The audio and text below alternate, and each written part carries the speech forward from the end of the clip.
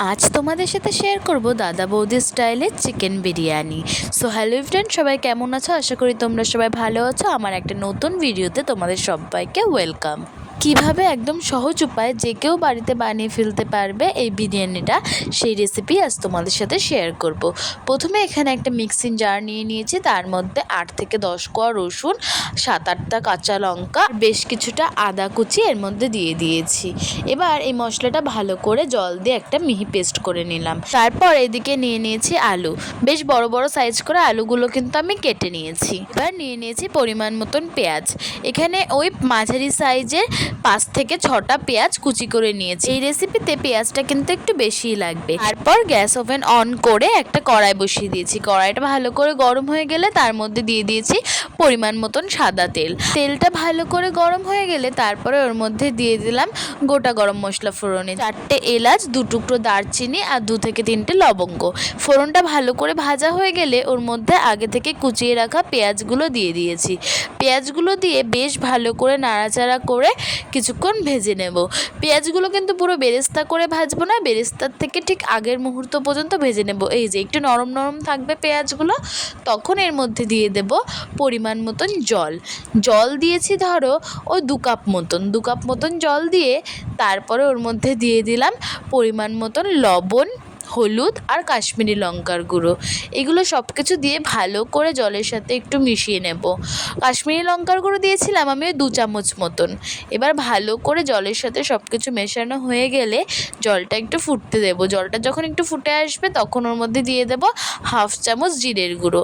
এবার আবারও বেশ কিছুক্ষণ নাড়াচাড়া করে ওর মধ্যে দিয়ে দেব সেই আগে থেকে কেটে ধুয়ে পরিষ্কার করে রাখা আলুগুলো দিয়ে আবারও একটু নাড়াচাড়া করে নেব বেশ কিছুক্ষণ। এবার ওর মধ্যে দিয়ে দেবো বেশ কিছুটা জল, ওই ধরো আরও 1 কাপ মতন জল দিয়ে দিলাম। এবার ওর মধ্যে দিয়ে দিলাম ওই আগে থেকে আদা, রসুন আর কাঁচা লঙ্কার পেস্টটা। এই পেস্টটা দিয়ে ওই বাটি ধুয়ে অল্প একটু জল দিয়ে দিয়েছি, আর দিয়েছিলাম 2 ফোঁটা মতন মিঠা আতর। ব্যাস, এবার একটু নাড়াচাড়া করে ঢেকে রেখে দেবো আলুটাকে ভালো করে সেদ্ধ হওয়ার জন্য। এদিকে একটা বাটিতে গরম জল নিয়ে নিয়েছি, গরম জলের মধ্যে আমুল দুধ আর মিঠা আতর আর অল্প একটু কেসরি কালার মিশিয়ে রাখলাম।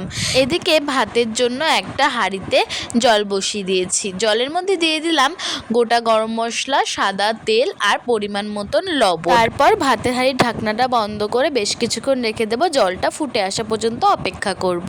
এবার এদিকে ঢাকনা খুলে দেখি আলুগুলো আমার বেশ ভালো করে সেদ্ধ হয়ে গেছে। ওই 8 থেকে 10 মিনিট মিডিয়াম ফ্লেমে রাখবে, দেখবে আলুগুলো একদম নরম হয়ে যাবে। এবার আমি আলুগুলো একে একে সব তুলে নেব।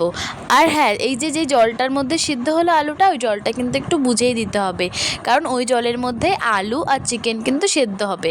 এই দেখো আলুটা কিন্তু বেশ ভালো করে সেদ্ধ হয়ে এসেছে। এই যে এদিকে আমি চিকেন নিয়ে নিয়েছি 1.5 কেজি মতন, যেটা ধুয়ে পরিষ্কার করে রেখেছিলাম। এবার ওই জলের মধ্যে দিয়ে দেব এই চিকেনগুলো। এই যে জলের কথা বলছিলাম কেন বলো তো, এই জলটার মধ্যেই কিন্তু চিকেনটাও সেদ্ধ হবে। আলুটা তো দেখেছোই খুব ভালো করে সেদ্ধ হয়ে গেছে। চিকেন সেদ্ধ হয়ে যাওয়ার পরে যাতে গ্রেভিটা একদম ঠিকঠাক পরিমাণে থাকে, সেই জন্য জলটা একটু বুঝিয়ে দিতে হবে। এবার চিকেনগুলো সব দিয়ে নাড়াচাড়া করে ঢেকে রেখে দিলাম। এইদিকে ভাতের জলটাও বেশ ভালো করে ফুটে এসেছে। তখন এর মধ্যে দিয়ে দিলাম চালটা আমি আধ ঘন্টা আগে থেকে ভিজিয়ে রেখেছিলাম। এখানে আমি দেরাদুন রাইস নিয়েছি। বেশ কিছুক্ষণের মধ্যে ভাতটাও হয়ে গিয়েছে। এবার গ্যাস ওভেন অফ করে ভাতটা নামিয়ে নেব। ভাতটা নামিয়ে জল ঝরিয়ে নেব ভালো করে। এদিকে চিকেনটাও আমাদের বেশ ভালো করে সিদ্ধ হয়ে গেছে। এবার ওর মধ্যে দিয়ে দেব 100 গ্রাম মতন টক দইটা দিয়ে আবারও কিছুক্ষণ নাড়াচাড়া করে ঢেকে রেখে দেব ওই 3 থেকে 4 মিনিটের জন্য। 3 থেকে 4 মিনিট ঢেকে রেখে দিলেই হয়ে যাবে আমাদের চিকেনটা রেডি। এই যে 3 থেকে 4 মিনিট পর ঢাকনা খুলে দেখি আমাদের চিকেনটা একদম রেডি। এবার গ্যাসের ওভেন অফ করে নামিয়ে নেওয়ার পালা। এবার আর কিছুই না, এবার বিরিয়ানির লেয়ার করব। প্রথমে হাঁড়িতে একটু ঘি মাখিয়ে নিলাম। ভালো করে ঘিটা মাখানো হয়ে গেলে প্রথমে ওর মধ্যে দিয়ে দিলাম অল্প একটু রাইসটা দিয়ে ভালো করে হাত দিয়ে চারি সাইডে ছড়িয়ে দিলাম। তারপরে ওর মধ্যে দিয়ে দিলাম হাফ চিকেনটা, পুরোটা একবারে দেব না, অর্ধেকটা দিয়েছি প্রথমে, দিয়ে তারপরে আবারও বেশ কিছুটা রাইস দিয়ে ওর মধ্যে দিয়ে দিলাম পরিমাণ মতন চিনি। এখানে আমি চিনি দিয়েছিলাম ওই 4 থেকে 5 চামচ মতন। তারপরে তারপরে দিয়ে দিলাম আগে থেকে সেদ্ধ করা যে আলুগুলো, আর দিয়ে দিলাম পরিমাণ মতন লবণ। তারপরে অর্ধেক চিকেনের বাকিটা দিয়ে দিলাম, দিয়ে তার উপর দিয়ে দিলাম আবারও ভাত, কেসারি কালার মিশানো দুধটা, 2 চামচ কেওড়া জল, 2 চামচ গোলাপ জল, আর বিরিয়ানি মশলা পরিমাণ মতো। আমি ওই 2 চামচ মতন বিরিয়ানি মশলা দিয়েছি।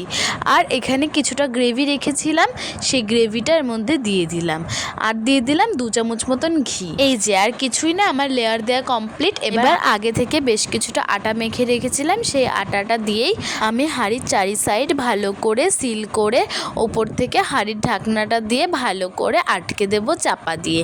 এবার গ্যাস ওভেনে একটা চাটু বসিয়ে চাটুর উপরে আমি হাঁড়িটা বসিয়ে দিয়েছি।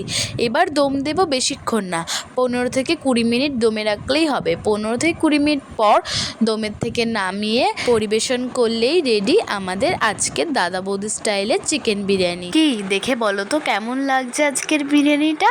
দেখতে যেমন হয়েছে, খেতে কিন্তু তার থেকে অনেক বেশি সুন্দর হয়েছে। তাহলে আর খুব বেশি দেরি করো না, এইভাবে একবার বিরিয়ানিটা বানিয়ে দেখো, বাড়ির সকলের কিন্তু খুব পছন্দ হবে। দেখো চিকেনটা আর আলুটা কি সুন্দর একদম নরম হয়ে গিয়েছে, রাইসটাও একদম ঝরঝরে হয়েছিল কিন্তু। তো আজকের মতন এটুকুই। আজকে এই বিরিয়ানির রেসিপিটা তোমাদের কেমন লাগলো অবশ্যই আমাকে কমেন্টে জানিও। ভালো লাগলে লাইক কমেন্ট শেয়ার করো। আর আমার রেসিপিগুলো যদি ভালো লাগে তাহলে আমার চ্যানেলটাকে সাবস্ক্রাইব করে দিও, আর ফেসবুক থেকে দেখলে প্রোফাইলটাকে ফলো করে দিও। আজকের মতন এটুকুই। সবাই ভালো থেকো, সুস্থ থেকো। আবারও কোনো নতুন ভিডিওতে তোমাদের সাথে দেখা হবে। Tata, by.